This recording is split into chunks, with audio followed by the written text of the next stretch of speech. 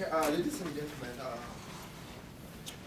my name is Pius Adesami. I'm a faculty member here with the English department, and on behalf of the Institute of African Studies, to which I'm also cross-appointed, and of course Pambazuka Press, I would like to welcome you formally to these meeting of minds, rubbing of minds, festival of ideas that we have had to put together when Molly was kind enough to let us know that a huge bird in the firmament of African intellectual activism was going to be around the corner. And we thought that, like my people, the Yoruba people say in Nigeria, there is no way semantically or syntactically to say that you caught a brief glimpse of an elephant. So we didn't want to catch a glimpse of an elephant. And so this had to be done. And what better time to do a thing like this than these momentous times, for the African continent. And that's why we thought it would be a good idea, to have one of the, major intellectual powerhouses and forces, come to put things in perspective for us as the continent, is being shaken up from north to south, east to west. But I have a couple of thank yous to run through before we get started. First, the two organizers. Then Octopus Books, we need to thank them, and they're here. Together for them. And of course, there's my very good friend Wangui. Somewhere around there, you'll see her. If you are associated in any way with Carleton University and the Africanist community here at Carleton, then you know that there's no such thing as Africanist activism or organizing without agonizing on campus in North Africa without, at least since I came here 5 years ago, it's been Wangui. She ran away out of modesty, claiming that she was going home because she's been here all morning. But I told her we were going to thank her, and that would have been June Payne, who's the administrator of the Institute of African Studies. So most of you who are affiliated in one way or the other with the Institute, you get all these things happening. It's a lot of activity and all that. And my good friend, the director, Blair Rutherford, is always on top of things and all that. But the masquerade dancing, the drummer, the person beating the drum for that masquerade, is always the reliable June Payne. But she's not here, she's gone, but we'll still put our hands together. And of course, somebody who has become my good friend since in the short time that she's been here in Ottawa, because she was sent here to represent, I presume, the interests of the Republic of South Africa. But I'm afraid to say that she's extended that brief and provides leadership, in amazing and remarkable ways, on behalf of the African continent as a whole. That's how I see her. That's how it's on that basis that I'm related with her. She's here again to support these things. So, ladies and gentlemen, we are grateful that the High Commissioner of the Republic of South Africa, Her Excellency Ms. Mohau Peko. She's here.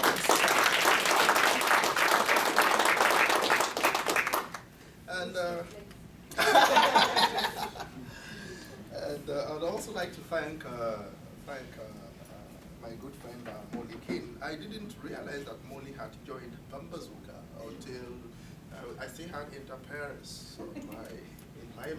I had no idea that Pambazuka, had grown to such an extent. I still have staff in Canada and everywhere. But Molly had been wonderful, and in terms of not just putting this together, but even working out the format, because we had all these conversations going, back and forth. But we settled for a Larry King format. I'll explain that. I'll explain that. So please, ladies and gentlemen, let's put our hands together for. And last but not the least, I'd like to thank my good friend Firoze was just telling me that he had no idea or hear how big Pambazuka had become. And I was like, are you kidding me? Are you kidding? Because everywhere I've gone, in my own,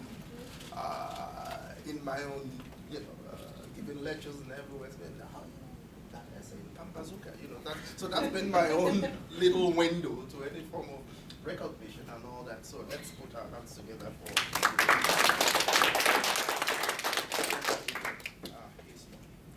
Okay, now to Larry King format. That's our way of saying that, we brainstormed over which format this was going to be, and we ended up, deciding that we would just do a Larry King on Firoze and more, which then means we're not going to have long speeches and all that. So it's going to be interactive. It's going to be very interactive. I'll moderate, so thankfully I don't have to think. I'll leave that to them. They'll make opening statements after I would have shut up, and then after that we will go into interactive sessions with you. So there's no real speech. We'll take comments and questions as they speak, and then we'll just together explore this very broad and interesting subject. But before I wouldn't be up. Yeah, before I call on Firoze and Manji to get things going, I would just I just got back from Nigeria. I had gone to give lectures, and because I had been invited to help make sense or help understand why Nigeria, my own country, Nigeria, does not seem to be part or be any close to the whole idea of the new awakening going on. And by awakening, of course, people out there have a very restricted understanding. They are limiting their idea of awakening to what's going on in North Africa, and there's this sense that it's even got into Burkina Faso, protesting Burkina Faso, what's going to happen in Nigeria, so come and give talks around that. And on the flight down, I picked up this book just before The Political Awakening of Africa. It's a 1952-1953 book. And I was just curious as to what people were meant by awakening, when they were writing and all that. And the opening sentence, or the first couple of statements in the introduction caught my attention, and I thought it would be a very good way to get Firoze and Molly started. It says the awakening of Africa. Which awakening, and when did it happen? What were the forces and circumstances which caused it? Africa has had many awakenings, and then it goes on a very long historiography of the idea of awakenings that we have had. And what I took from it essentially is that, well, every 20 or 30 years, intellectuals and activists and ideologues and Pan-Africanists gather together around circumstances and begin to label them awakening. Call it nationalism, call it colonization, call it independence. There's always been, but it's always been about seasons of optimism that people gather together. But I don't want to go into how every series of events that has been baptized, gone with the label of awakening, has ended.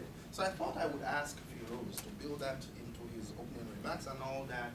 Is that well, here we go again. Awakening. I have almost 25 awakening here, and I don't like how any of them ended. So why are we why are we awakening? So, Okay, well, thanks very much indeed. I won't speak loud. I don't know why everyone's sitting so far away. I'm not that. I won't hurt you if you come close. Excuse me for speaking in English. My French is not so good, and my Canadian is even worse. May 25th, Africa Liberation Day. I think it's really important to just register that this marks a critical point in our memories, that it is a day for celebration. There is, I think, often quite a lot of skepticism and cynicism built up over the period. But it is a time for celebration. And what I'm going to try and talk about is partly to celebrate where we've got to, what we've lost, but what we are facing in the coming period. Because I think it's the future that is the most exciting period that I think many of us will live to see. People underestimate, I think, the enormous achievements of struggle for political independence. Just people at the NGOs often talk about scaling up, but I mean, African governments, almost without exception, carried out social reform of universal healthcare, universal education, access to all kinds of services, building of infrastructure, and above all, it represented a re-establishment of the dignity of humans and dignity of Africans who had thrown off the yoke of colonialism. But today what we are seeing is something really, really interesting. It's the opening up of, it is the awakenings. I think that's exactly the right word. 10 years ago, when I set up and established Pambazuka, we called it Pambazuka, which in Kiswahili means the awakenings. And I was scoffed at for being a romantic about the awakenings. And I said, no, it's happening. Look what's happening. And I think the growth of Pambazuka is a reflection of that profound awakening that has happened certainly in the last 10 years. We've had uprisings, and people call it the Arab uprisings. And people forget that Egypt and Tunisia are Africa, okay? And just because there's a Suez Canal doesn't mean that the Africa ends there, okay? And I think we've been very insistent that Africa is not to be perceived as a geography, but as a history and as a movement, and that you have to define it politically, not as a sort of physical entity. And what have we seen? We've seen the uprisings in Tunisia, in Egypt, in Libya. What's forgotten is how widespread this has happened. It's happened in Côte d'Ivoire. It's happened in Benin, Botswana, Gabon, Swaziland. It's happened in Senegal, Burkina Faso, you mentioned a moment ago, Djibouti, Botswana, Uganda, in the Yemen, and it's happened in South Africa. I was reading a report recently that the South African police estimate that there have been an average of 8,000 uprisings, protests per year over the last 5 years. I mean, if that isn't a reflection of some kind of stirring of the beast, then we're missing the trick. The question that is posed, is it because we all love Tunisians and Egyptians that we all respond, like many people who wrote to me when Mubarak fell? I had my email box full of people writing to me saying, well, if the Egyptians can do it, we can do it. But it was a genuine response, but it wasn't because, I'm sorry to say, it's not because Kenyans love Egyptians. What was it that inspired them? And I think that why people responded and why people continue to respond, why we're seeing uprisings happening across the continent, is because people recognize immediately their own experience, their own oppression, their own pauperization that led to the uprisings in Tunisia and in Egypt. You know, we have faced 30 years of structural adjustment programs. The South Africans always come late to the show. Maybe you've only been going for about 10, 15 years, but the experience is a common one. What has happened has been that our territories have become occupied territories. I think this is the thing to be absolutely clear about. This is not a process of recolonization of our countries, it is an occupation.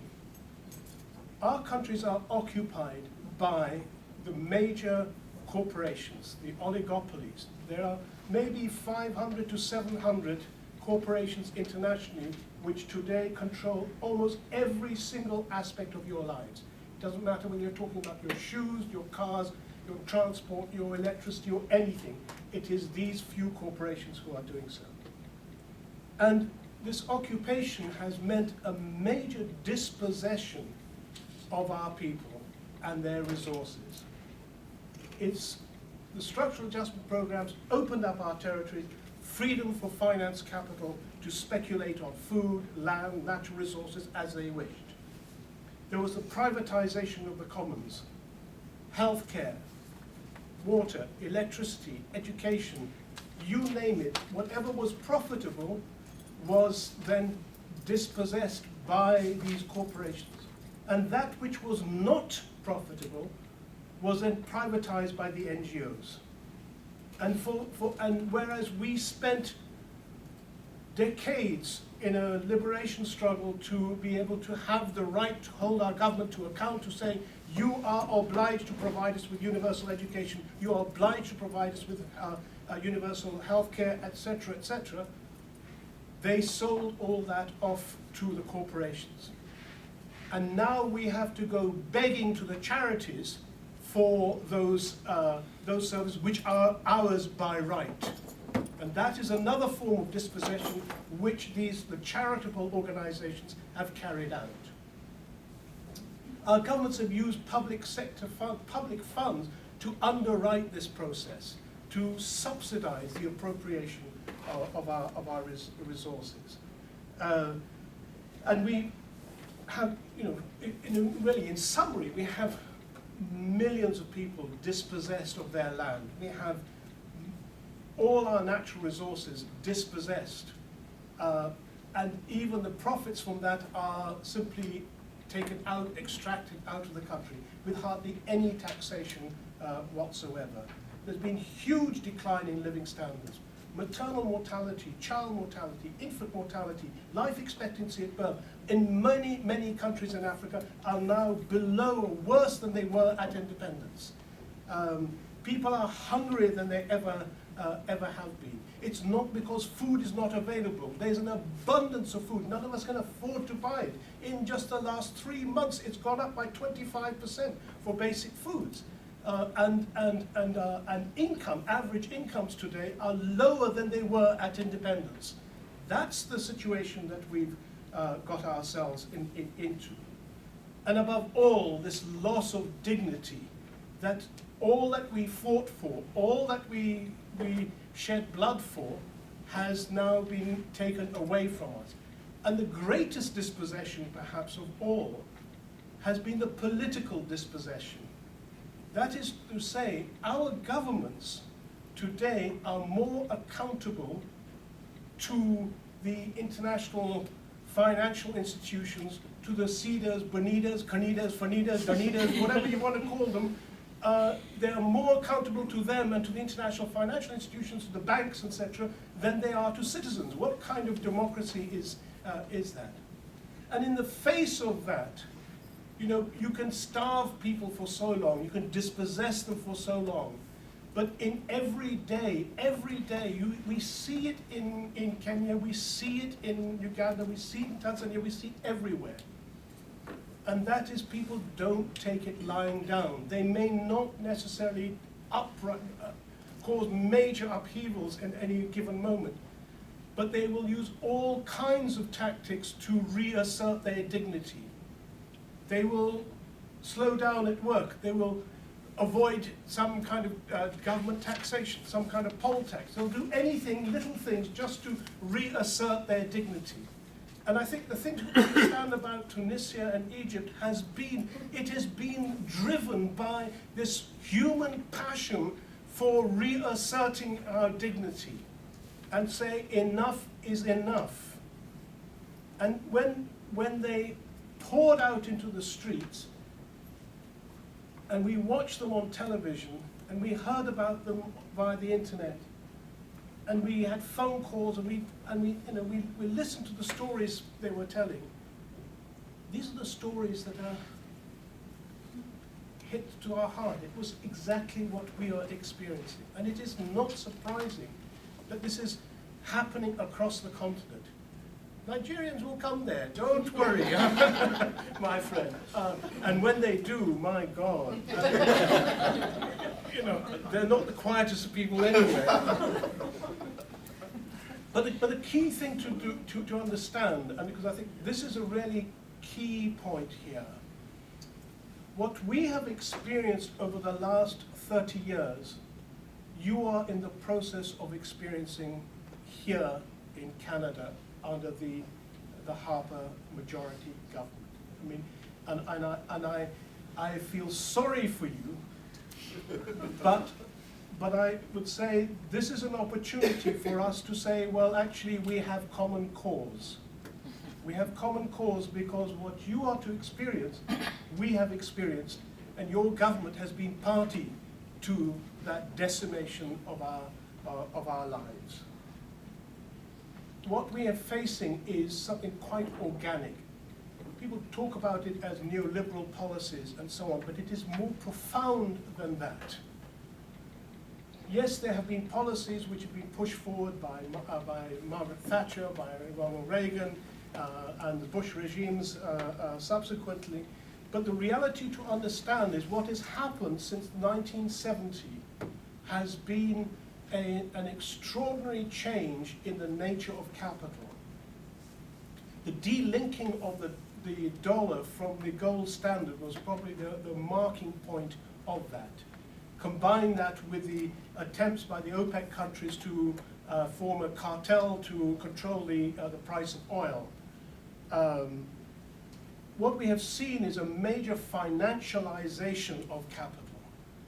Somebody said to me just the other day, and put it really well, said in the old days, General Motors used to produce motor cars and sometimes lend money.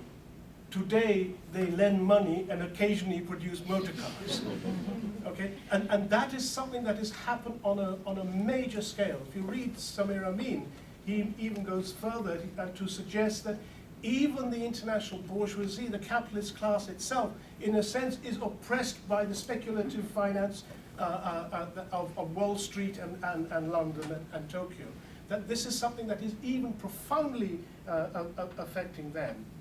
And it's driven by the need for financialized capital, which says every border must be open, there must be no hindrance to speculation on food or anything else. People have been talking about a green economy. People have been talking about using biofuels because the shortage of fuel now, there's a crisis. Oil may not be that easily available. It's more profound than that. The level of speculation that is going on is being combined with what started actually in the 70s, and that's the emergence and development of biotechnologies. Today, you don't need the oil, the carbon oil that's sunk down below the ground. Today you can use any form of biomass, any living, growing thing. We are biomass, by the way. Huh? And you can turn that into plastic. You can turn it into medicine. You can turn it into anything, carpets. You can turn it into anything that today oil is used for. That is the kind of occupation. The land speculation, the land grabbing is only part of a picture. It is an appropriation of the genetic resources of Africa. It's an attempt to completely decimate one of the most important heritages of Africa. Two important heritages. One is its incredible biodiversity. But secondly, is the incredible breadth and depth of knowledge accumulated over thousands of years, of millennia, of African peasants who know how to manage land, who know how to grow, and whose production has always been far, far superior to that of corporate agriculture. And yet, what we are facing with Saint Kofi Annan and the Bill Gates aggravation in Africa is about essentially the corporatization, the industrial farming, or tying small farmers to become dependent on seed and fertilizer and pesticides to the agro-industrial complex. That's the level of occupation that is going on. If we're living in occupied territories, the room for negotiation, you think in France, when France was occupied by the Nazi regime, it was not a question of working on negotiation for little bits and pieces of the table. It is a matter of challenging. So let me just end here by saying, what we are seeing is also an attempt by the fear that is being the revolutions that have occurred in North Africa, the fear and the absolute the frightening response of the northern governments and of capital. In Egypt, we are seeing an attempt to establish Mubarakism without Mubarak. Remember, Mubarakism had three legs. One was Mubarak and the family. Two was the army, whose senior officers owned nearly all of industry and land in Egypt. And the third was the Muslim Brotherhood, who were given by Mubarak and previous regimes, in fact started back with Sadat, gave them the responsibility for the judiciary, for health and other sectors, and education. And yet the myth was, let's keep Mubarak to keep the Muslim Brotherhood out. Who are the Americans, who are the British, who are the Europeans talking to and trying to form a government with? The Muslim Brotherhood and the military. That's exactly what is happening. In Tunisia, the same thing. They are trying to establish Ben Alism without Ben Ali.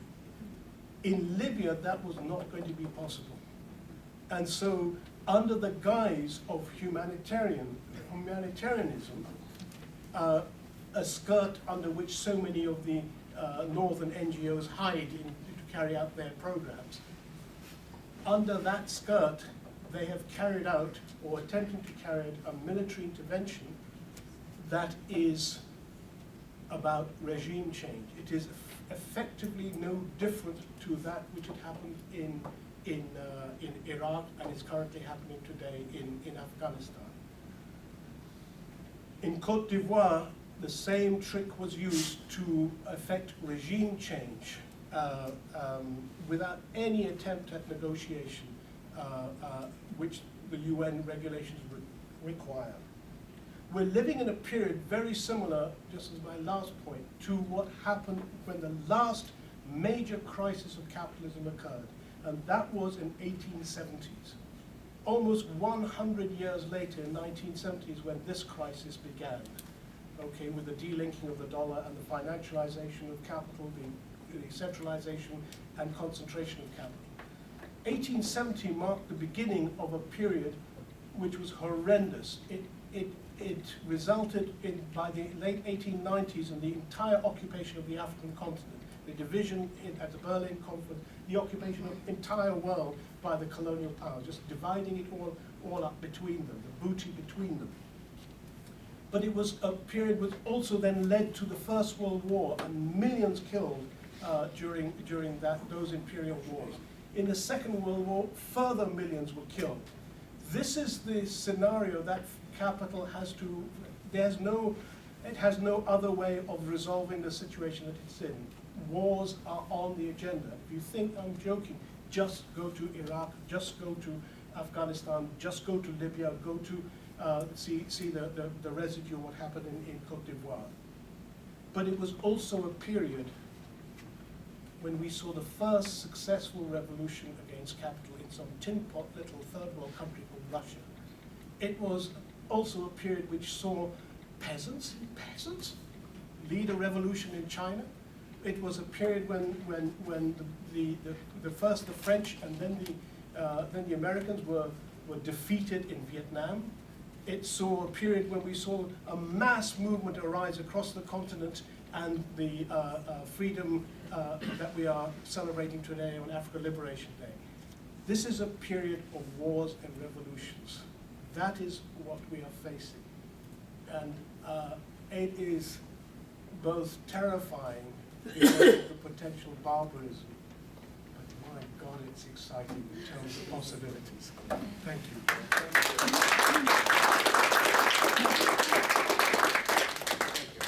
We'll just go ahead and take Molly's opener, and then Okay, thank you. Well, I'm very excited. We have been going to different places around the U.S. and this part of Canada over the last couple of months to try and build stronger relationships for Pambazuka, and to get to know better the people who read Pambazuka and support Pambazuka. And it's linked to, I think, a similar a view that with these awakenings in Africa, there's an awakening in internationalism as well. And that these kinds of movements that we're describing, this kind of awakening of the struggle for emancipation, the struggles for emancipation, actually require and inspire a different way of relating to people living in Africa from outside the continent, whether among the diaspora or other people who are just interested in learning more about what's going on in Africa and being supportive of those movements for emancipation. So we're also in our work trying to nourish those relationships. And I think it's, for me, there's a couple of things that are at stake in that. First, it's sort of an ethical and spiritual need that we have as human beings to relate to each other, whether it's within a family, within a village, within a town, within a country, and in the world, in ways that recognize the dignity of the people in the relationship, and that allow us to express ourselves as human beings in relationships with others. And secondly, it's a strategic issue, because if our analysis of the world in the way in which power is exercised and the way in which things can change, it requires us to better understand the world, to actually recognize where there are silences in the voices that we're hearing, where there are gaps in our understanding, where there is a need to find out where the cracks in the edifice of power is in the world. And we know that cracks can be very powerful. If we look at a sidewalk, if we look at spring coming out of a winter in Canada, that these cracks can actually burst things open. And I think that we know that if we don't pay attention to the signs of the times, we won't find those cracks. And if we don't act in solidarity with people in different places who are finding the cracks, who are expressing their own dignity, who are seizing the moment, we will not be able to bring about the kind of change that we know is needed in a world that's characterized by such deepening inequality in every country in the world. What is characterized by environmental degradation, climate change, and an erosion of the dignity of life and the sacredness of life. The commodification of life is a threat to us all. It's a threat to our own humanity. So in this awakening of social movements in Africa, people in Africa, there's a lot for the world to learn. There's been a lot of isolation of African people from the rest of the world, and the world from what's going on in Africa. And Pambazuka has played a role in making those links for people within the continent, but also outside. And we're discovering that for many people, it's a way of following what's going on, but also engaging in a discussion and in a debate. And that's what we're also trying to support through these meetings and through engaging with our readers and our writers in a way that makes it obvious to them that we welcome those exchanges. I think that what Firoze was saying about the occupation of Africa applies also to these relationships of solidarity that we're also trying to break free of. There has been an occupation of the relationships of people through the sort of aid relationship, which has reduced the complexity of our relationships to projects, and has also obscured the relationships that actually exist.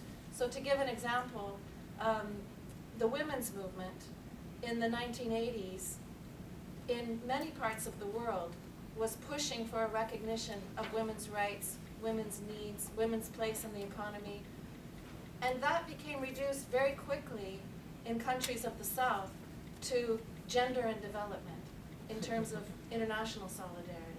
But I never heard any women in the streets saying, "We want gender mainstreaming now."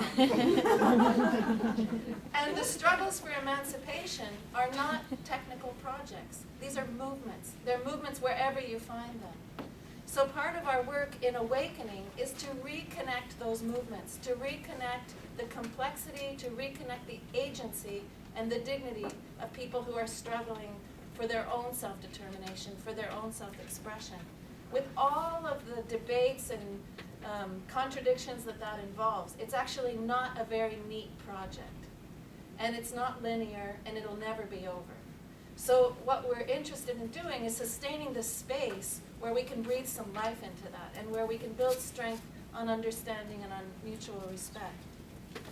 I think another area where there's been some breakthroughs is in the area of resource extraction and citizens monitoring what's going on around the world. Canada is a major player in the world, in Africa, and also in Canada. Canadian corporations are extracting resources in Canada in a way that's quite consistent with the way they operate. And we have people in the room who can speak to that. But part of the strategic importance of that solidarity is not so much to help people deal with it, it's to find out what they're doing and then to let them know that we know what they're doing, because we're communicating with each other. We're placed in different countries and different contexts. We're sharing information, we're sharing strategies. It's nimble, it's light, it's based on respect, on common cause, and on creative thinking about what's needed to both stop the things that we need to stop and to create opportunities for different ways of working and different ways of living together.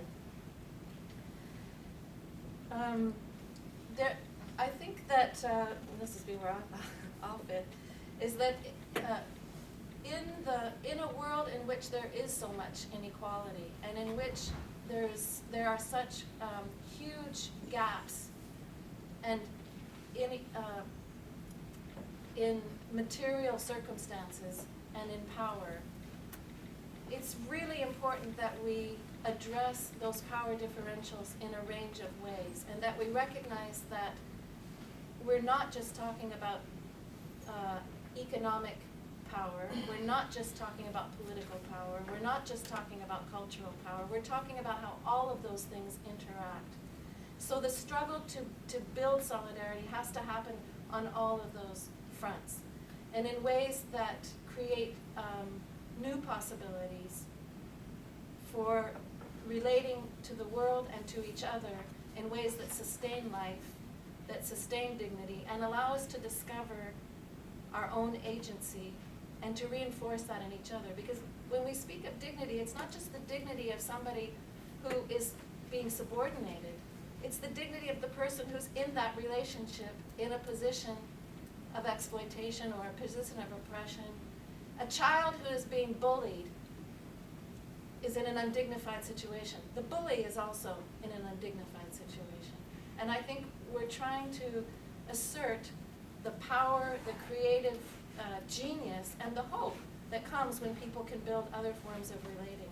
And that's what we're trying to do as well through Pambazuka, is to bring those voices that are coming from Africa to the world and to echo them in voices of people who are listening and who are learning and who want to be part of this awakening. I'll stop there.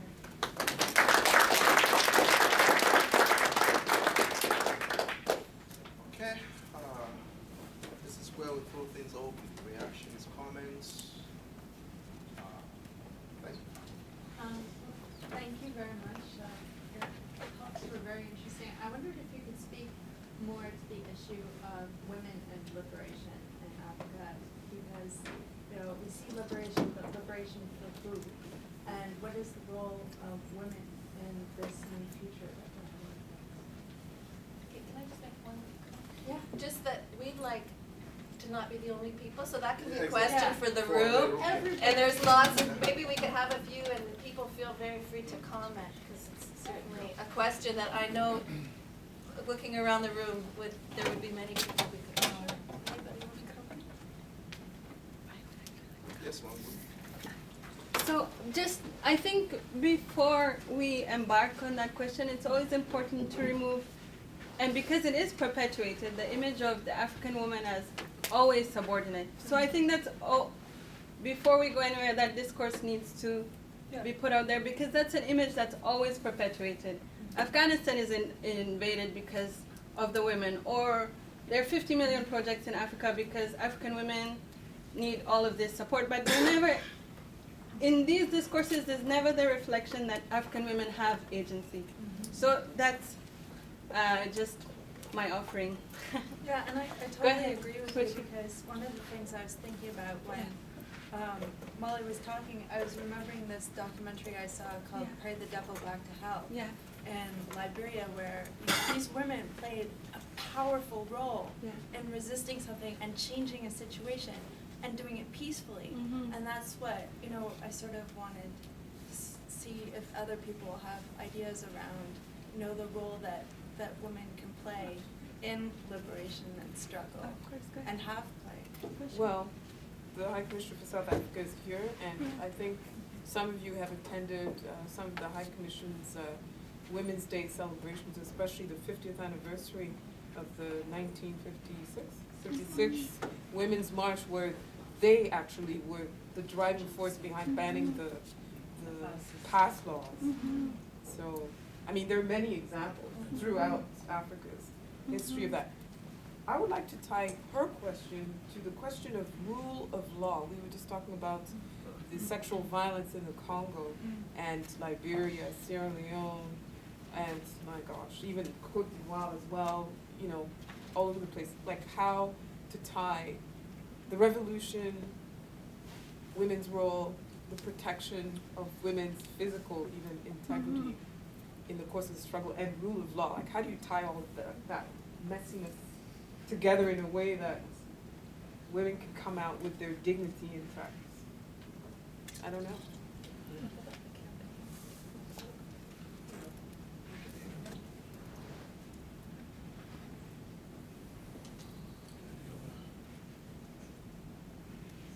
Anyone else want to comment on those issues? I think a solution could be something that communities, are we talking about within the African community or women, like, is that where we're heading, like Africa, or are we just talking about women liberation within worldwide perspective? This is about Africa. This is about Africa.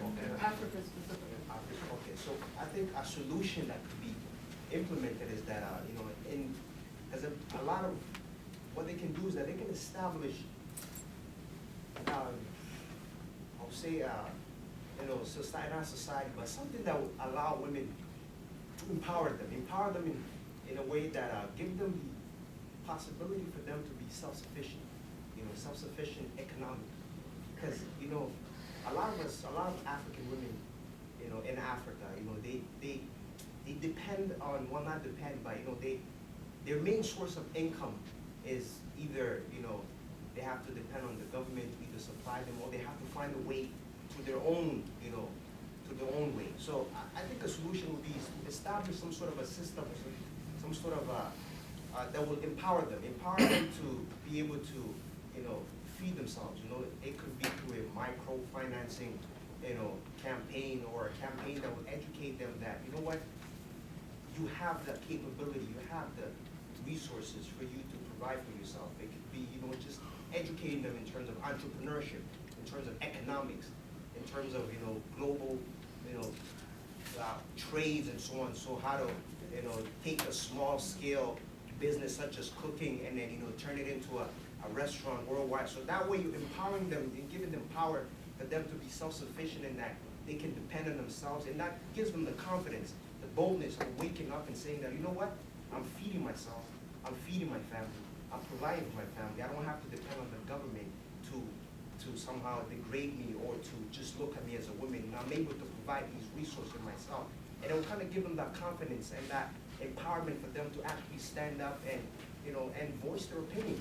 Because now at that point they're able to provide for themselves. They're self-sufficient economically, you know, and it gives them that sort of respect that every woman or every human being deserves. So the solution will be Be careful, cooking is a dangerous example. I mean, I know you're saying amongst other things. yeah, as an example. Be careful. Just kidding. Yes. I think that is also a stereotype, because there are so many entrepreneurial women in Africa. If you go to West Africa, for instance, you have women, the market women, who have been sustaining their families and educating their children. There is actually a section of women that they call the Mama wa Benzi. These are women who buy themselves Mercedes Benzes, by themselves. If you go to Kenya, you find women who go around with vegetables. They are selling vegetables, but those women have a lot of money. In fact, some of them have even put up homes. They are landladies.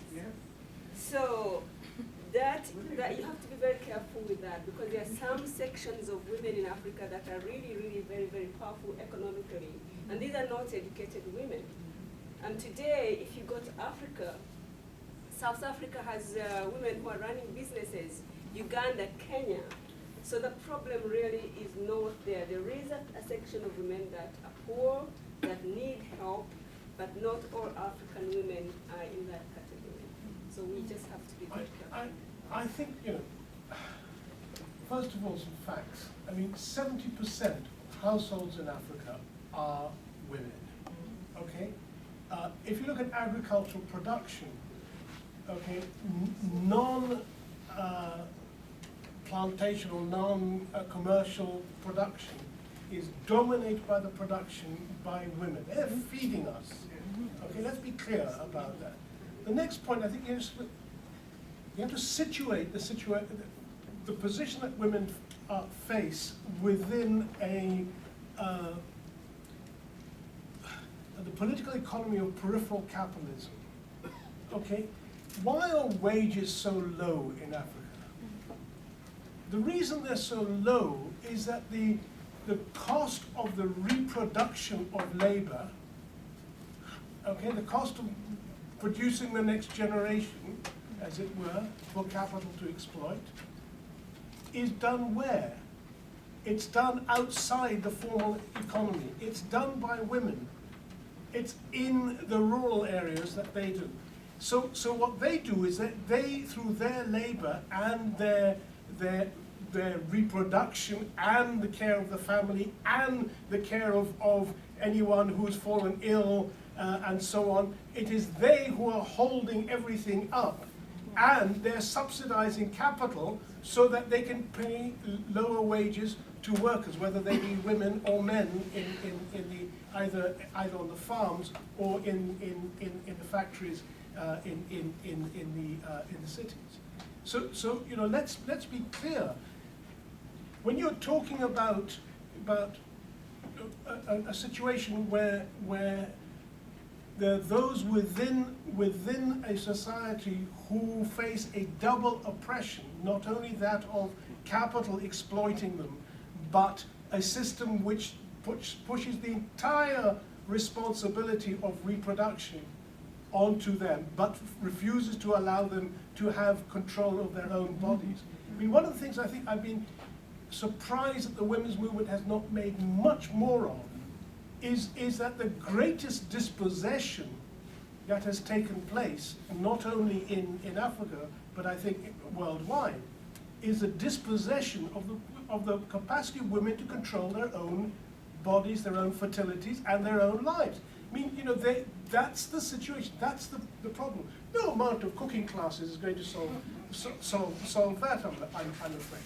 And when revolutions break out, it is really, really interesting. I think, you know, people need to spend some time on YouTube or connect with people to see what has been happening. Because it's not been just women supporting people in cooking in Tahrir Square. They've been amongst the incredible organizers. If you look in Egypt, over the last 3 years, there have been constant, you know, strikes going on up and down the country. And when there are strikes, students come out on strike with them, and when students come out on strike, the workers come out on strike with them. It's been a process that's been led to the revolution. But if you look at who is doing it, who are the activists? Okay, I can tell you in Kenya, the best activists we have, the strongest, most reliable, strong, and most politically aware are the women. Why? Because of course they have a double oppression which they are fighting, and so have a much greater understanding of the nature of the situation. So, you know, let's not be patronizing about women and actually understand, you know, how they're exploited and how we participate in a silence about that exploitation. And I think those are the things we need to be talking about. It's interesting you're talking about that double oppression in Kenya. I don't know if anybody remembers when Kenyan women went on a sex strike. Yeah. And they were like, oh yeah, really? Well, I will control my body, you will not have access. Because we're not having this. And you saw in Parliament, and oh my gosh, it was the end of the world. not the country end of the world, but you know. So there's an example of where they realized, you know, we're fighting oppression on various levels, including our control of our bodies. And you know, you raised the issue about rule of law. Well, whose law? Yeah. Okay. And what I think that there is too much silence about is that not only are wars fought on the territory of women's bodies through all kinds of sexual violence, but that there is an absolute universal impunity around that. I mean, it's extraordinary. Civil war after civil war, war after war, you will see who is brought to justice. Okay, and it is very rarely those who have committed those kind of crimes. And even in peacetime, you will see it without exception that the normal rule of law, as it were, is that when a woman has been raped, the likelihood of the perpetrator getting off is higher than if there was just any other criminal act. And that's a reality. It's true in Canada, I'm afraid. You know, so you know, we have to sort of face the fact that the rule of law is itself structured in order to ensure the reproduction of labor as capital wants it, not as people want it. Okay. Okay. Let me take these in another direction. I know Firoze had mentioned something about the occupation of our land's environment by the agro-industrial complex. And I do want to problematize that a little bit so that we won't just all head in one direction, in terms of moral and ethical imperatives to condemn those things. And that the difficulty sometimes for me is when I'm traveling in rural Africa, villages among the so-called peasants. And sometimes it does happen when I am confronted with very difficult situations where clear-cut choices in terms of condemnation become problematic. Take my last experience, this time in my own hometown in north central Nigeria, with the ancestral, I would call it art, not occupation, of palm wine tapping. If you've been reading your Chinua Achebe very well, then I don't have to explain to you what palm wine is. That's the very potent, strong alcoholic beverage that comes from the West African palm tree. Palm tree. Wine from palms. Yeah. The West African palm tree has trunk as black as my cell phone and all that. And then to tap it, the way we do it in Nigeria is slightly different from how they do it in Ghana. In Ghana, they have to fell the palm tree before they puncture it. But in Nigeria, we've done this for thousands of years, like you've said, in ways, because things are never that far from the spiritual and the cosmic in that environment. So the tapping itself has spiritual dimensions, right? And so the palm wine tapper goes with his robe, right to the top of the palm tree, punctures it, and puts a word around it. And the thing over the next 3 days would drip and drip and drip and drip and drip, like something being fed intravenously into the wood, and then the frothing thing is collected, and it packs quite a punch. Now, so it's called tapping the palm wine. Now, this is an ancestral thing, like I said, but they've done it for thousands of years so that it's evolved in such a way as to maintain the cosmic integrity of the palm tree and respect the environment and all that. But that manual way of doing it can only produce so much palm wine, right? Now, when you had the village in the real sense of the village, where your Okonko and things fall apart would bring only 2 words and boast, something like it, that was fine. That was sufficient. But now these villages have been sucked into this system. And lo and behold, the last time I was in my hometown, my state government had entered some kind of agreement with some German firm, via China. It's very complicated something about industrial tapping methods. Industrial tapping methods. Because don't forget, again, Nigerian communities and through them other African and black diaspora, there is a demand for this, and we buy it in African stores in bottles. Yeah, bottled palm wine. It's all over Peckham in London. Nigerians wanted to drink palm wine. And so the village tapper. We're getting thirsty here. the village tapper can no longer supply that. And so there and then that problem has been created. But that's not the only problem. The village tapper now has other problems. And because oh my God, you're going to tap palm wine industrially, that will destroy X number of trees. That's capitalism coming in to mess up our earth, our environment, And my own tapper, because I have my own tapper, then tells me that when my grandfather or my father, blah blah blah, tapped for your grandfather or grandfather, they didn't have to send kids to school who would pay school fees. So they could live off tapping 4 or 5 words per day and all that. But now I've got kids in the universities and these better methods that they are bringing, would, if I open up my pantry farm to them, I'll get X much, I'll be this big, and I just don't know what to say, what to tell this farmer who is arguing for the invasion of his pantries by global finance capital. And that's why, and I know as a veteran, you must be confronted with these kinds of situations quite often. So what do you do here? Do you give him, this guy wants the money from this German-Chinese consortium because it opens him up, it enhances him economically.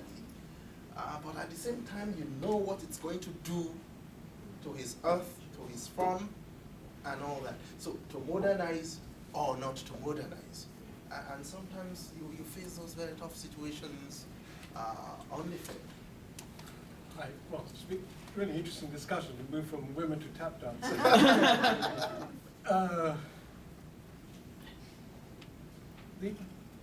The question really, I think, is not that of to modernize or not modernize. I think the right question should be to democratize or not democratize. And that's to say, look, if corporations are taking over, if corporations are determining what is produced, how it's produced, is the opposition to that say, no, don't mechanize? Or is it to say, well, who decides what is produced? Well, who decides how much is produced?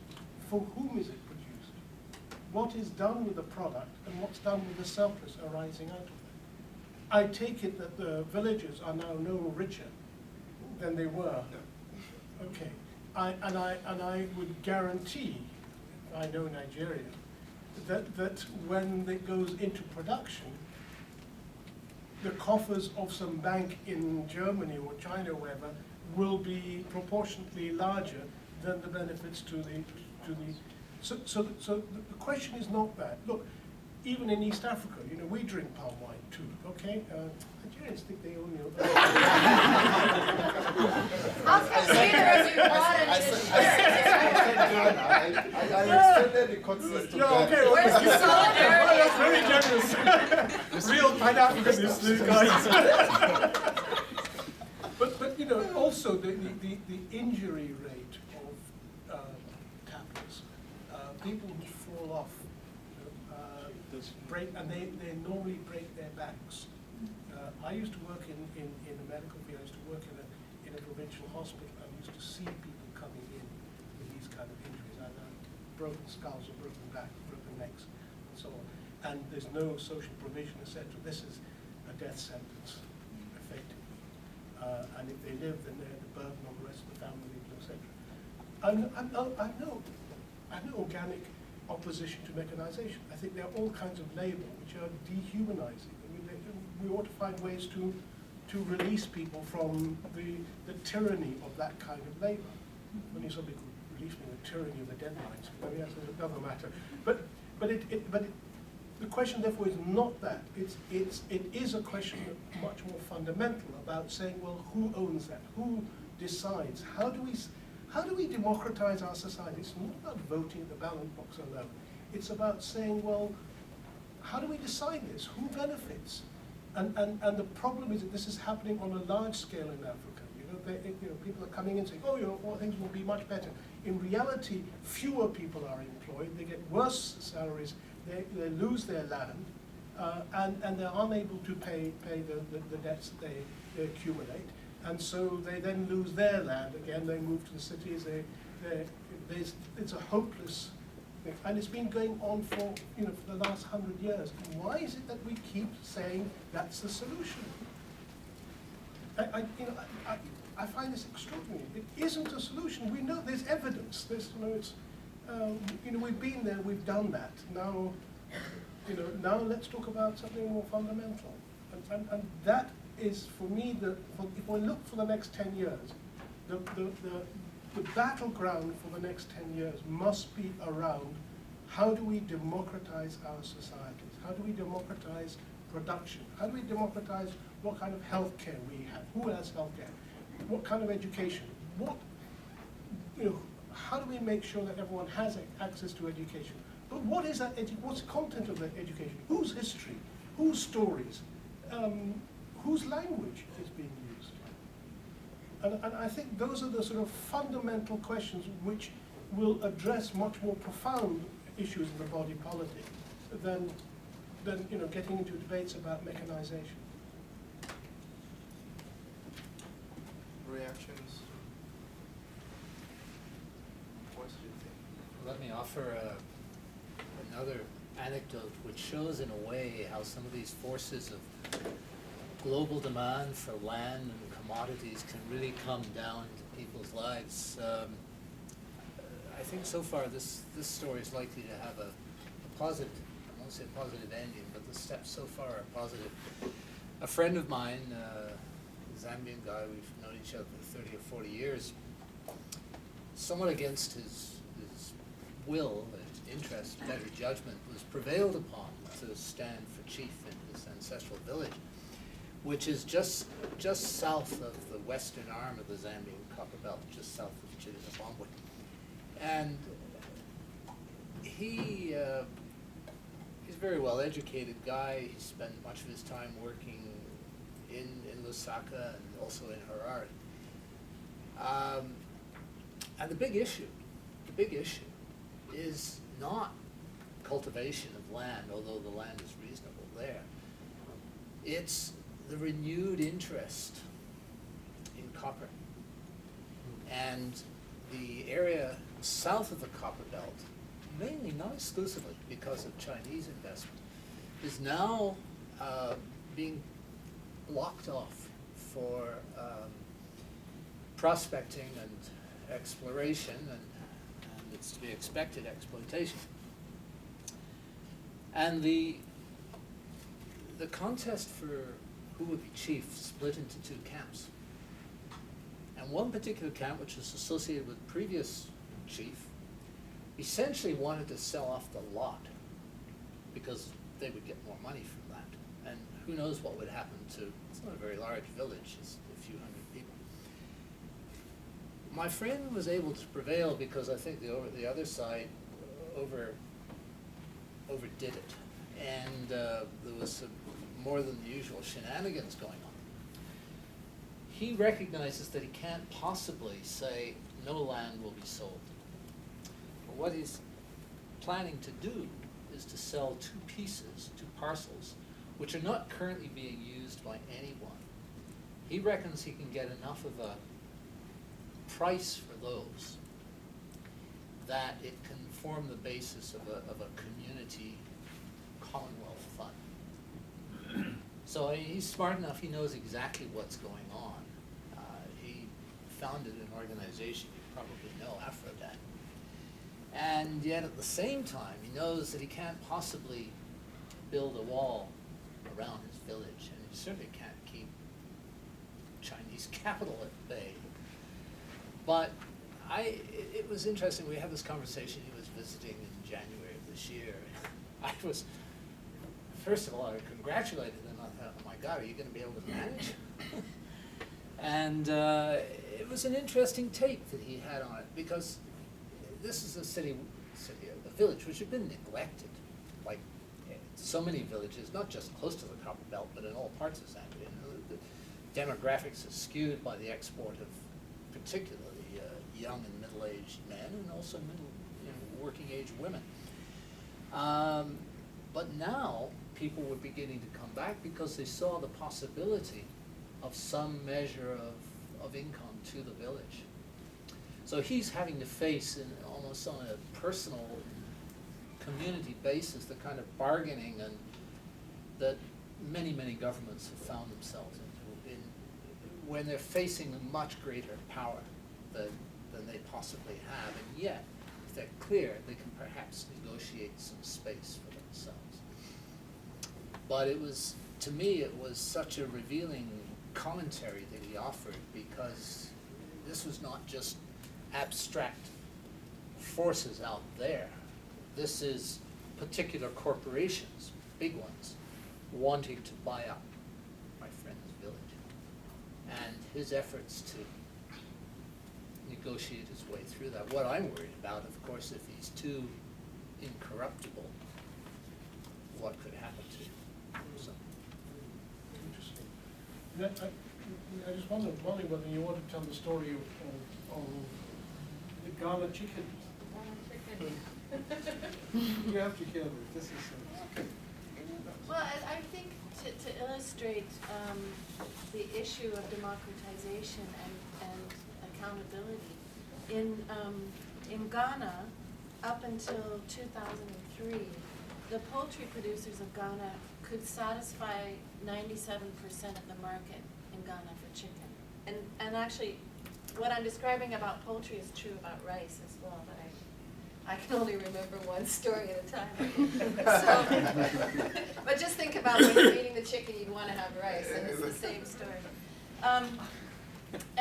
But up until 2003, the poultry producers were able to meet the market, and what that meant was that chicken was produced in Ghana, so there's a lot of associated jobs as well that related to that industry, for feed, for distribution, and because a lot of the chickens are distributed and produced in local areas, if the fact that there's not a lot of rural electrification wasn't so much of a health hazard because the chickens are alive until they're dead. How's that for a chicken? which is unusual. Yes. But it matters with chicken. But then what happened? The industry collapsed because the production of poultry in the Netherlands was subsidized by the Dutch government, and it was not small producers, but large agribusiness poultry production. And another factor is that the consumer preference in the north for white meat as opposed to dark meat because of the low fat content, and chicken breasts are easy to prepare in fast food restaurants and all of that, meant that the dark meat became trash, basically, that needed to be sold quickly and cheaply. So frozen chicken parts coming from the Netherlands came into the markets of Ghana at a price that the local producers couldn't compete with. So it also became a bit of a struggle in terms of the urban consumer having cheaper frozen chicken, but in rural areas, they weren't getting the benefits of the cheaper chicken because the chicken was frozen. And we want live chicken, right? So the poultry producers took the government to court, the executive of the government to court, and said, according to the Ghanaian constitution, you are obliged to protect our production by putting in place tariffs that will prevent dumping of cheap agricultural goods. They asked for the tariffs to be increased 20%. That increase would have been acceptable by the World Trade Organization. So they weren't actually asking for anything that the WTO would have rejected. Where did the objection come from? The IMF. Because the IMF the government had signed an agreement with the IMF as part of its conditions for debt cancellation, which is an odd term when you then have to go into all these conditions, that said you must open the economy further. You may not protect your production. You have to lower tariffs, even lower than what the WTO required, as part of your poverty reduction strategy. So the poultry producers took the government to court. When the Supreme Court of Ghana heard the case, they found in favor of the poultry producers and said the government was violating the law in not protecting production. But when the IMF spoke to the government and advised them that this would be in violation, they have meetings every year, they're Article 4 meetings, and they came in and said this would be in violation of your poverty reduction strategy. The executive came back to Parliament, and with emergency measures in 24 hours passed a new law so that they were no longer in violation of the law. So there was a civil society economic justice coalition on the side of the poultry producers. I was there actually at a time when this was very much on the airwaves and in the television. Everyone was talking about chicken and asking. I was at a party and everyone was saying, "What chicken is that? You know, is that Ghanaian chicken or is that yucky frozen chicken?" Because actually it wasn't as good either, and it wasn't as healthy, and it was produced with antibiotics and all the things that happen in industrial production. So, but in spite of the social dissent, in spite of the Supreme Court of Ghana finding in favor, in spite of the organized producers themselves wanting tariffs to be raised, they weren't raised. So, in terms of democratization, this relationship with the IMF was a violation of all the institutions of governance that exist.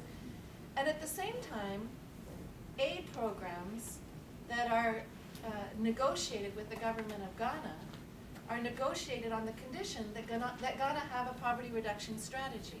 So CETA is not funding the dumping of chicken in Ghana, but CETA will say the aid that Ghana gets is conditional on Ghana having a poverty reduction strategy that is aligned with the policies of the IMF.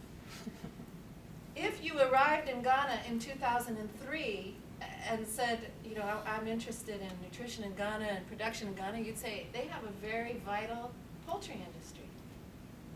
And they are meeting the demands and keeping people employed, and there's a lot of happy chicken eaters in Ghana.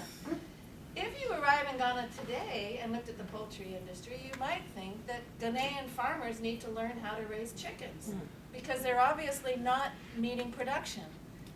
And you could isolate it as a technical problem or a capacity building problem or, you know, but in the history of agriculture and in the history of these other relationships that have to do with debt restructuring, that have to do with meeting the needs of the creditors of debt to and also, to be honest, people's belief that this is the way to go. Because there is this triumphalism that it must be working because we're doing it. You know, it's a weird logic, but it's still out there. Then you might think that there's a problem of just not being able to grow chickens. So I think it's important, that's what, when we're talking about, to look, to just pull the lens back a bit, to be broader, but also deeper, going back into history and how these things evolve the way that they have. And it applies in Canada as well, obviously.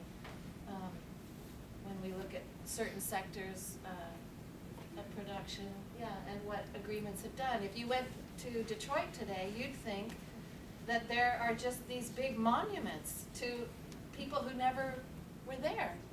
It's been evacuated. And when people talk now about revitalizing Detroit with nanotechnology, and these are not jobs for the workers who've disappeared because there's no more work for them. And there's a lot of shiny buildings that are empty. So I think that's part of putting these pieces together, and dark feet, white feet, wings, legs, thighs, you know, it's all part of the story. To whom is the IMF accountable? Oh, yes. Oh no, my question was, so the issue is never really resolved just because of the contract with the IMF? Well, actually, I haven't, I do need to update it, but Ghana is, there is a lot of pressure to withdraw from these conditions. So it's not a static thing, because that was a battle that wasn't a war that was lost. And my information's not up to date in terms of what the negotiations are currently with the IMF, but it certainly brought into relief the structural problems in the relationship. And I think there's a lot of discussion about the need for many of the countries that are negotiating debt cancellation to come together. And because there are countries in other parts of the world that have said, we're just not going to do it. We're not going to do it. You can only bleed us so far. And I mean, it's like what Firoze was saying, at a certain point, it's just too much. And when debt issue is just so odious in terms of what has been extracted and why. Any of us, is there any of those countries, in Africa who have any successfully defined the IMF? Because the chicken scenario reminds me of the cocoa boards of Cote d'Ivoire. And the we had an interesting experience here when the Canadian Senate was doing its examination of Canada's relations with Africa. And we brought some people who were leaders of farmers' movements from Africa to speak in front of the Senate about agriculture and this issue, and the WTO, the IMF, and the World Bank. And there were some senators there who said, there was one in particular who says, I know a lot about agriculture, and I know that you can't advance agriculture without marketing boards. Have you ever thought of having marketing boards in Africa? Oh my God. And it was a perfect moment of education, because every single person who had intervened said, well, yes. They were closed by the IMF. Yes, and the IMF would like shut them down. So it was actually a very good opening. There was this big aha moment. Oh, that's what structural adjustment was. And the person who asked the question had already stated the conclusion that without those, you'll never advance agriculture. So what's the puzzle here? To whom is the IMF accountable? The IMF is run by the US, Predators. by Europe, and Japan, and it's the triad. It's the international capitalist triad. They set the rules, and the argument with the World Bank is exactly the same. They say those who put the most money in have the greatest vote. It's called democracy. Actually, it's called plutocracy. But they haven't yet learned these long words. Yes. As for me, you say something that is very prophetic, in the sense that all those things that are happening in Africa and everywhere, people bombing themselves and so on, we have not yet experienced that here. And I'm afraid that when it will start, how will we respond? And also the way the political trend in Canada has changed. It has been surprising. Molly suggests talk about ethical and spiritual situation that is happening here in Canada and in the world. And I believe that it is a failure of capitalism, and because capitalism is failing, we are trying to use democracy to save capitalism, and that will not happen. The only thing that will happen, as you suggested, is maintaining relationship among people, restoring why we have been created, and wherever we are. If we do not focus what we do or our thought on people, we will certainly fail.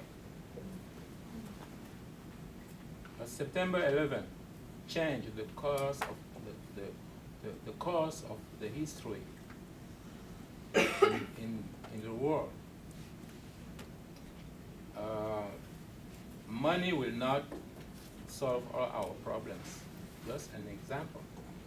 When someone is sick in the hospital, whatever money the person has in his bank account, his check will not come to visit him or her, wherever the person is. My suggestion is that the awakening we are talking about is that each person sit down and think, what is my part in this awakening we are talking about? What role should I play personally? And what legacy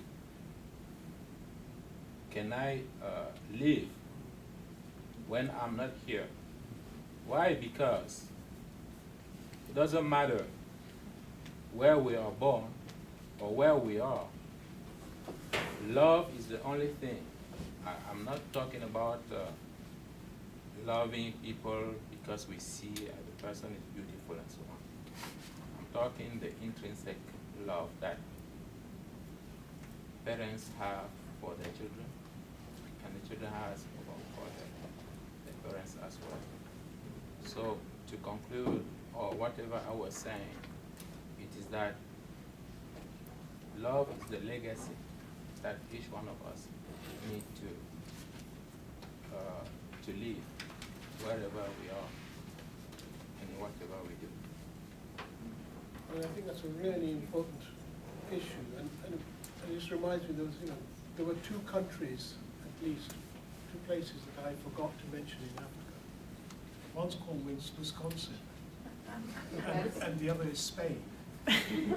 Because in both situations you saw what the process of democratization actually means, what the process of us taking action for the next generation, saying that's enough.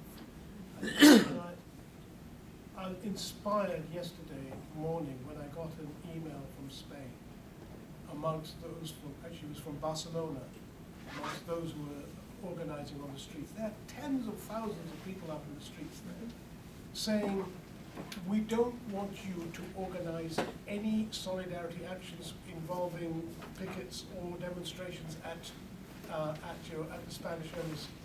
We want you to do what we're doing because it's in your interest to do so. And I think that is the issue. And the recent election results here in Canada, I mean, in terms of the seats change, is depressing.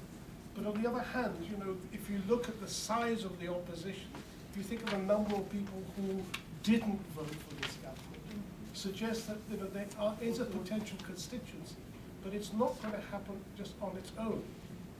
And the question is, who will provide the inspiration? It's not leadership, it's inspiration to take direct action to say, no, we're not going to let go of our heritage. No, we're not going to allow education services to be privatized. No, we're not going to allow our health system to be privatized.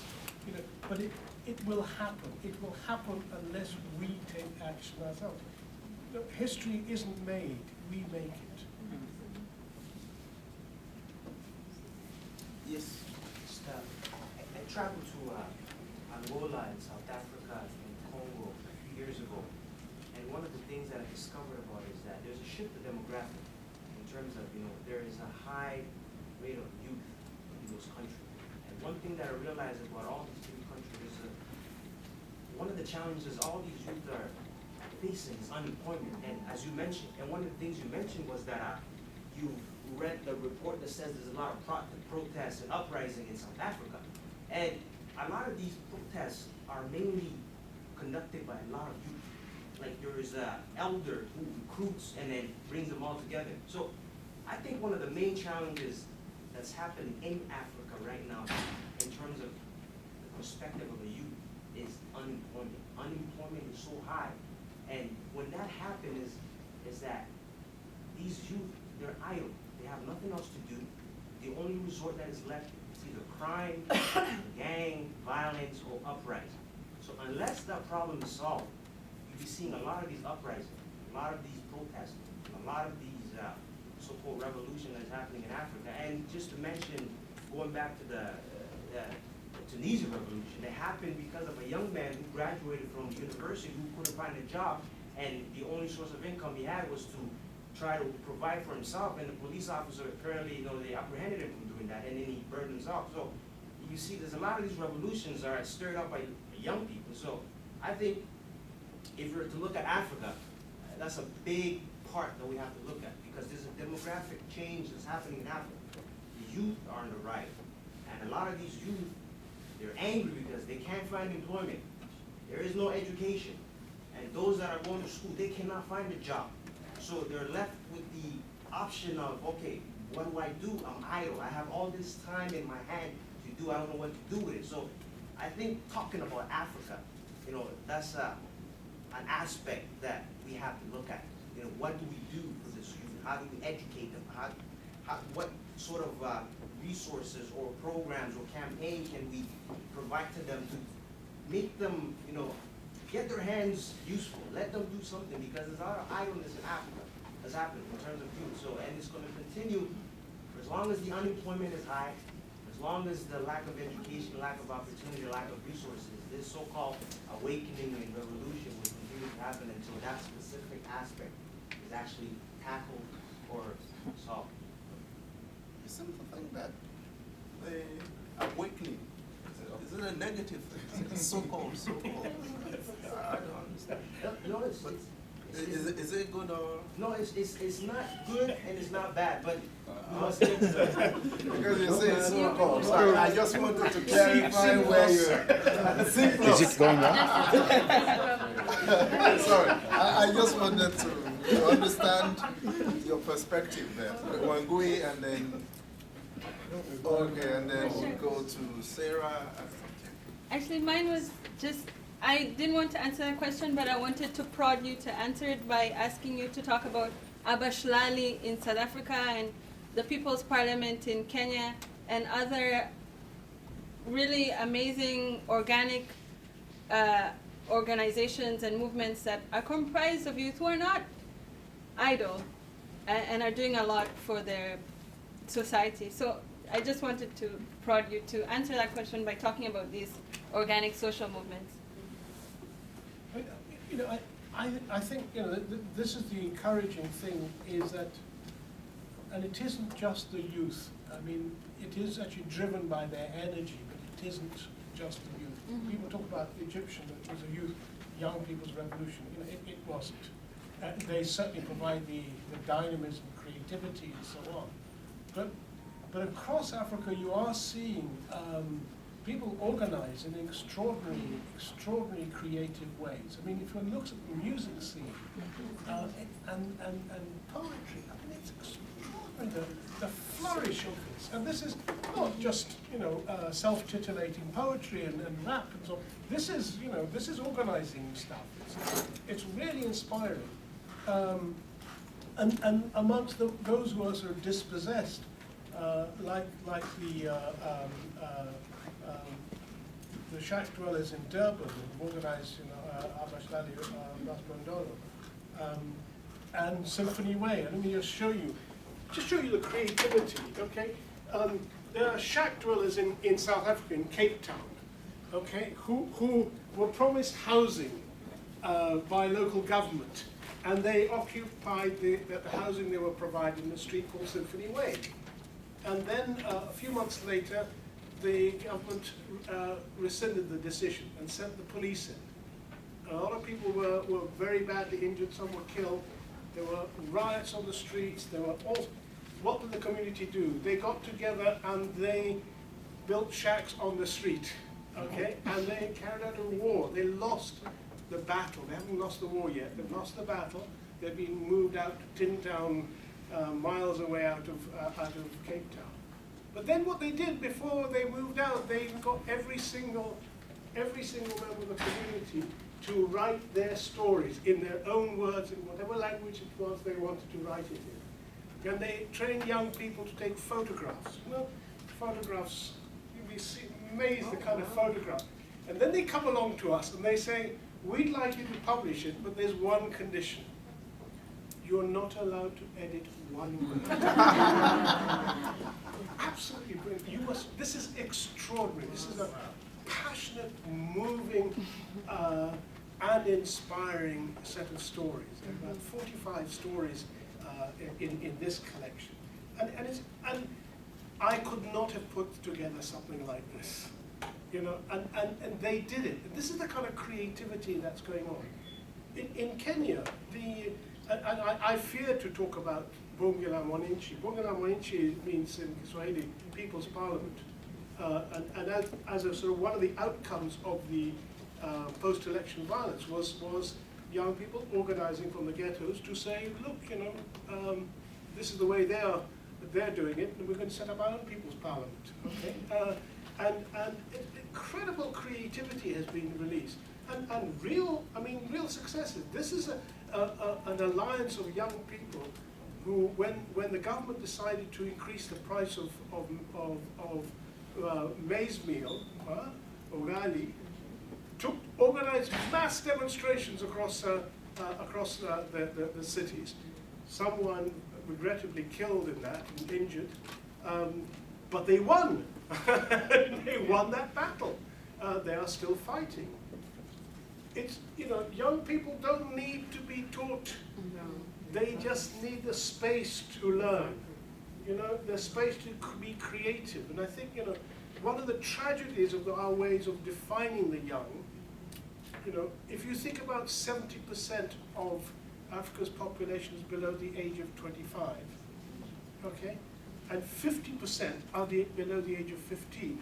All of these people are disenfranchised. Half our population is disenfranchised. They can't even vote. And yet they carry the burden, they are the victims of what the rest of us do. And I think when I talk about democratization, we have to resolve this problem about the definition of these. Because in our societies, amongst Maasai, amongst many of them, you know, when you were given, you know, cattle were the most important capital asset you have. You know, that's your bank. It was the young kids of 3 to 5 years old who were looking after them. Yeah. That's when they became mature. Well, how do we treat our 3 to 5 year olds?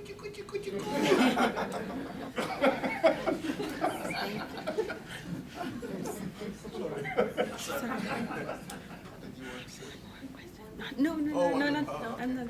There was someone behind it? No, it was you. Oh, And okay. Was there someone? Yeah, two questions. One has to do with the issue of youth, and I totally agree with you. This whole youth idleness thing is completely, you know, I don't know, it's like, for me, it's like a cover-up of what really is wrong, which is, oh, these wazir from, you know, yes, they did independence and this and that, but that does not entitle them to take up all the political space, to take up all the resources, to enrich only their families and educate only the people in their villages, etc., to the detriment of those 70% you're talking about.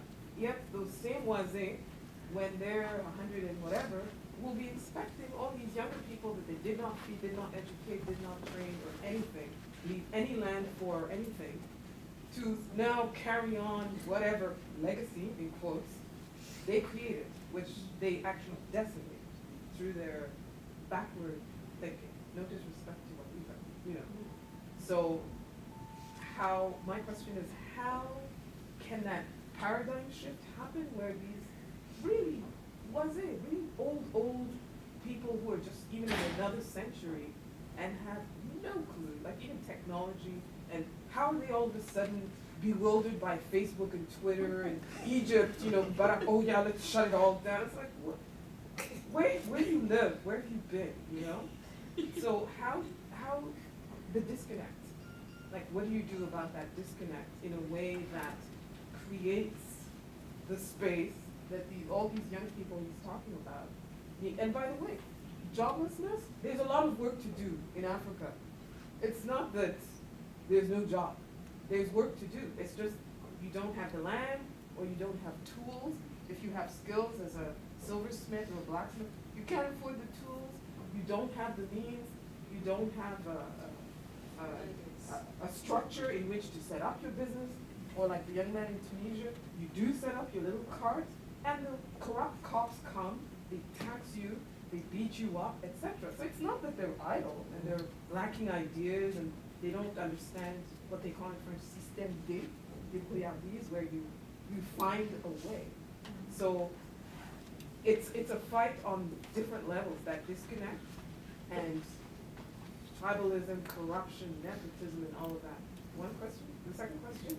You haven't mentioned Somalia, Eritrea, and anti-terrorism, and, you know, security concerns, and displacement, and statelessness.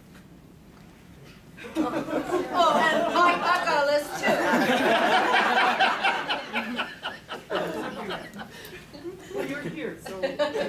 Let me deal with the first one first. I'm not convinced that there is a generational disconnect. I think there's a class disconnect. I think that those who are, what would I eating the fruits of freedom, are a particular class of people. But I actually see much greater solidarity because people do converse with each other. There is wisdom there, there is a history there. There are many who are involved in those struggles who have got a lot to pass on. So I'd be careful about it. It's as bad to caricature the youth and that sort of construct as it is to do it with Wazé. And I say it, of course, as a Wazé myself. I'm mistaken this. No, but I mean, I think that's an important point. The other issue. Let's take Somalia first, because Somalia, in a sense, is the ultimate in dispossession. And it is today. I mean, there's an official report came out from UNDP that the UN is now cutting back on food supplies. Okay, WFP is cut right down on its food supplies to Somalia, so that the military, the budget is now going to the military in the military occupation of Somalia. Yeah, that's their priorities. Okay, that place has been destroyed by empire. But Eritrea is probably the ultimate of a tragedy. And I could talk for a long time about that. But I mean, the key element in that has been that one of the problems with the whole process of colonization was that if you weren't able to negotiate your way out of that, ultimately you had to fight your way out of it. You had to take up an armed struggle. If you take up an armed struggle, there are certain rules about armed struggle, okay, and it's based on killing people, and in a sense you don't have a choice but to do that, to be able to liberate. But the problem is if you then transfer, if the military then becomes the government, you are bringing with it that entire culture of killing, of resolving dispute by killing. We've seen this in Angola. We've seen it. Cabral tried to fight against this and was assassinated by the very people who came into power. We've seen it over and over again, and today we're seeing in Eritrea precisely that. We have somebody who was a leading fighter become a despot, become using the same techniques that you were using in guerrilla warfare in the times of crime, of isolation. You have to have absolute discipline to a point of liberation where you play the same disciplined games. And I think that's the tragedy. We are all living in not only occupied territories, but territories which have been predefined by Berlin. Okay, and these are territories which just don't actually make any real sense except to a certain class of people within who can then compete with each other to occupy that territory. And the result of that has been, and because there have been so much external strife and so on, is that Africa today provides a home to the largest population of refugees anywhere in the world outside the Middle East. I think the Middle East is the only place that's got a higher concentration of refugees. These are citizens, okay? These are African citizens. And what the tragedy is if the IMF has done to our economy, set a set of rules about how our economies should be operating, then UNHCR has been responsible for creating a way of dealing with refugees, which is essentially putting them into concentration camps. Okay, I mean, there's no other word for the way in which refugees are imprisoned and who within those become victims to armed gangs who hegemonize that. We've seen this in Goma, we've seen this everywhere. Northern Kenya, it's an absolute tragedy. The one person who was able to demonstrate how you deal with refugees and who took in the largest population of refugees ever was Julius Nyerere.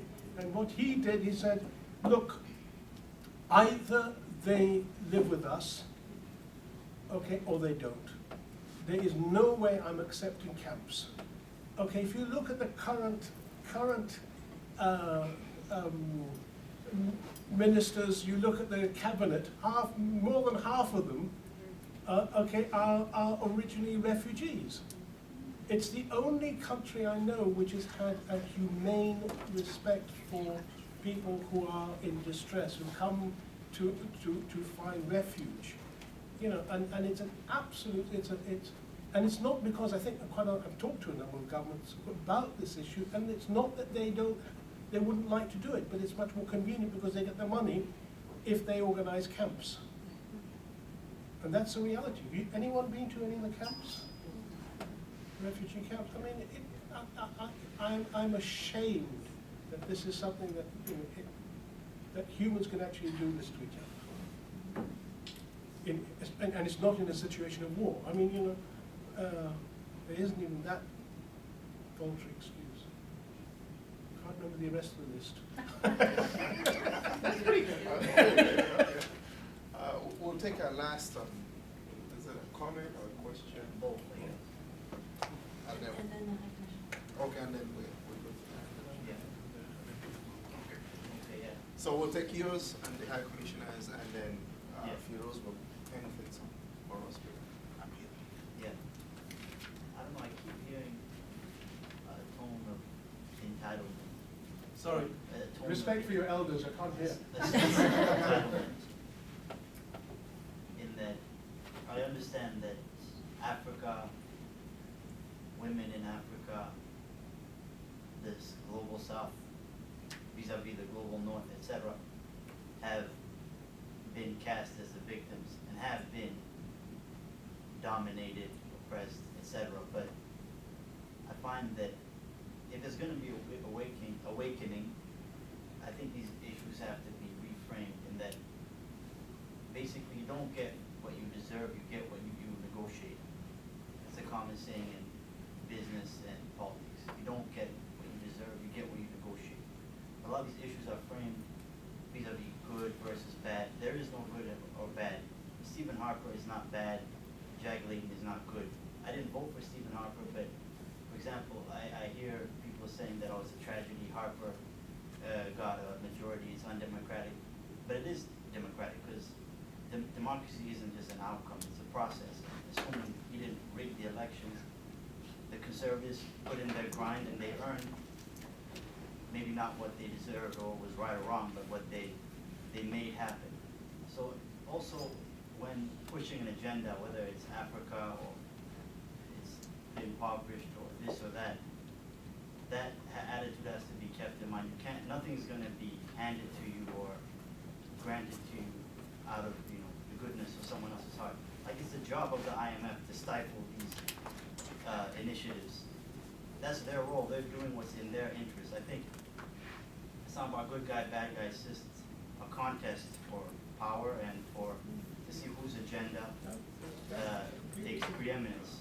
So, I mean, you'll have people who want to enrich themselves. You have people who represent the interests of multinational corporations, etc.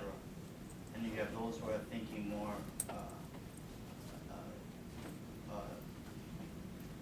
broad-based empowerment growth, more equal growth, equitable growth. And people shouldn't be thinking in terms of they're bad and we're good and, you know, they're paralyzing our efforts. They just have to get back to the drawing boards and scheme and plot and maybe fight, but I guess it's about negotiating. Like if you want it, you have to take it in a sense. Unfortunately, hopefully without, you know, violating certain moral principles, but it's going to have to be fought for and negotiated. These, I don't know, antagonists are gonna be there forever. These corrupt leaders and these, the IMFs and whatnot. I mean, you just have to work around them or take it lying down, I guess. Absolutely, yeah. And I think we should take the citadel.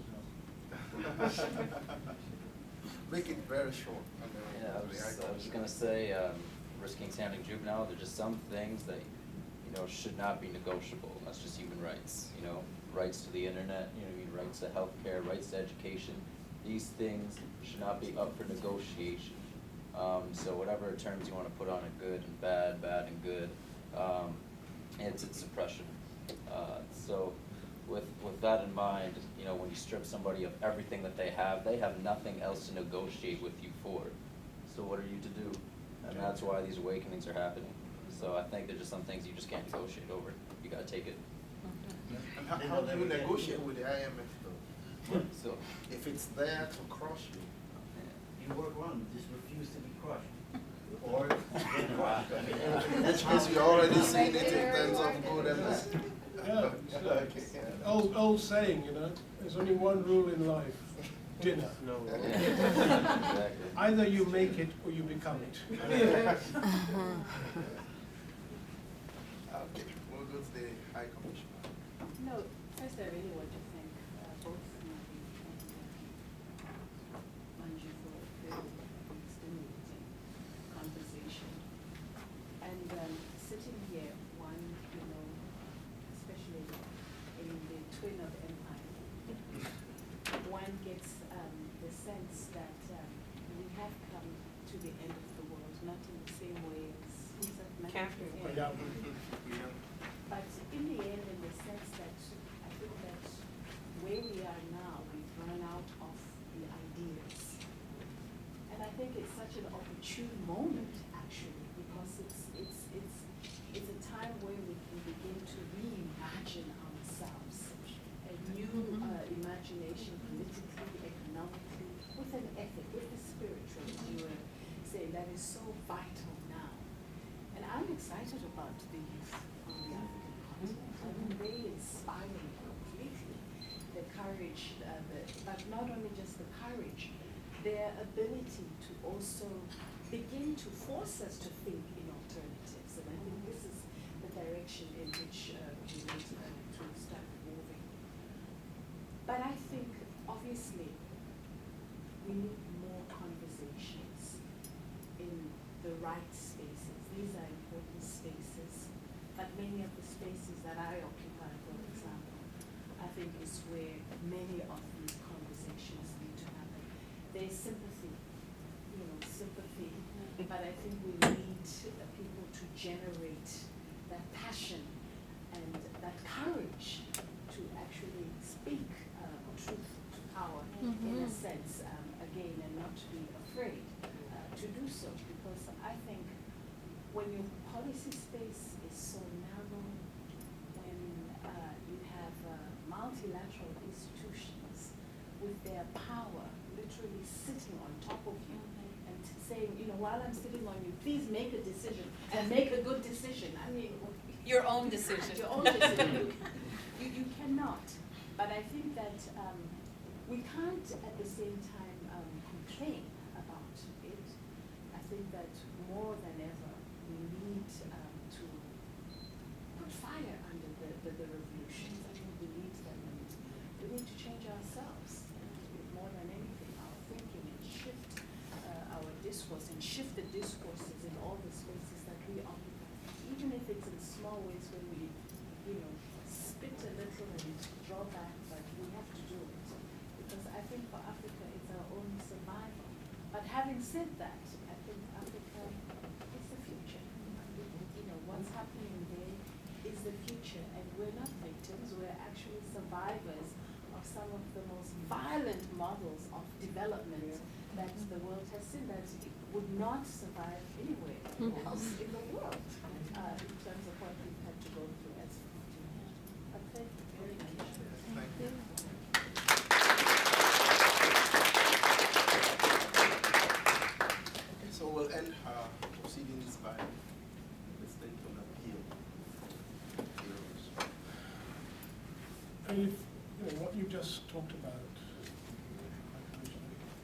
precisely the thing that Pambazuka, the project Pambazuka has been about.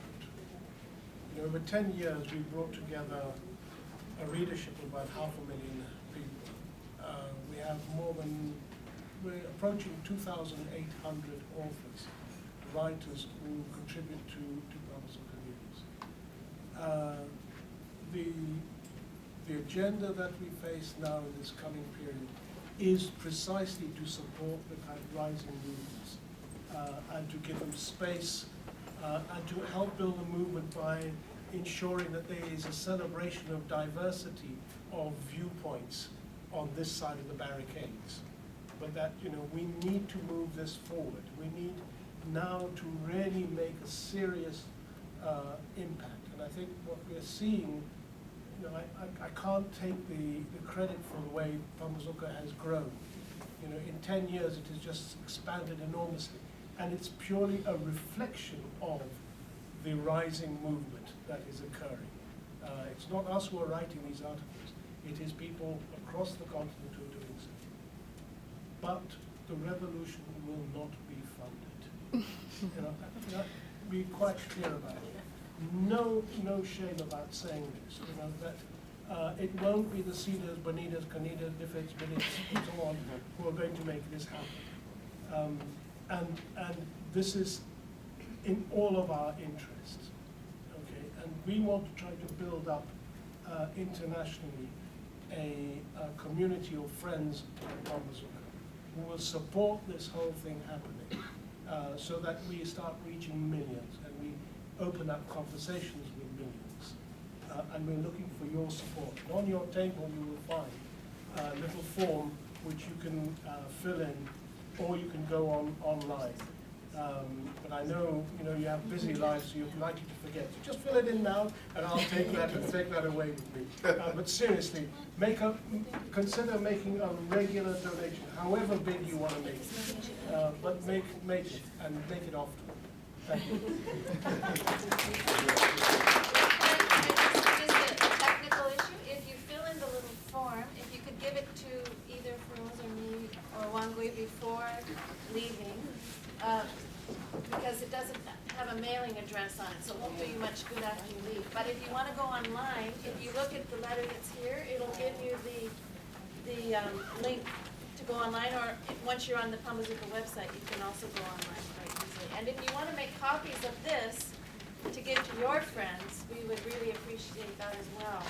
And send the link to spread the word, because that's actually how it's grown. There's never been an advertising campaign. You know, it's grown because people tell people, and we want to keep that going. I want to make a quick announcement while people are filling in their donation forms. But I think there's a talk next week that a lot of people might be interested in, just considering the different topics we've touched on today. I work a lot in Zimbabwe at the moment, and there's a new social movement there called WOZA, Women of Zimbabwe Rise. It's has a membership of about 80,000 people. It's currently the only social movement that can actually mobilize large numbers of people to go out on the streets and do nonviolent demonstrations or to try and fight for political and economic and social space in a very restrictive context. And the founder is coming to Ottawa next weekend speaking. So if people are interested in that, it's next, I don't have the exact details, but it's at Carleton next Thursday evening from 7 to 8:30. So if you went on the Carleton website and Googled WOZA, or Jenny Williams is the name of the one speaking, I think it'll be an interesting opportunity to actually further discuss some of what we were talking about. And it's an example of a revolutionary movement in Southern Africa at the moment.